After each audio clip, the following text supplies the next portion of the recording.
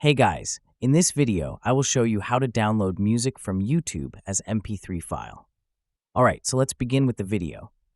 Now to do this, the first thing you're going to want to do is come up to your YouTube studio. So if you come up to the top right-hand corner, click onto your profile icon, and from this menu that comes up, come down and click onto YouTube Studio. Once you're in your studio, what you want to do is come across to the menu on the left-hand side, and you're going to see an option for Audio Library. So what you can do is give that a click, and this where you can download YouTube music as an MP3 file.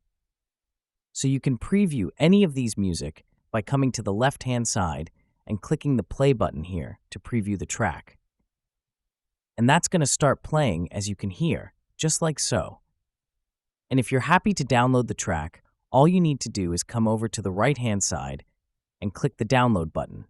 Or alternatively, once you got it highlighted, come down to the bottom and click the icon down here which says Download Audio Track.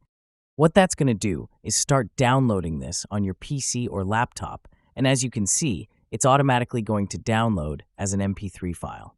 And that's it. So that is how you can download music from YouTube as MP3 file. So that's all for this video. Thanks.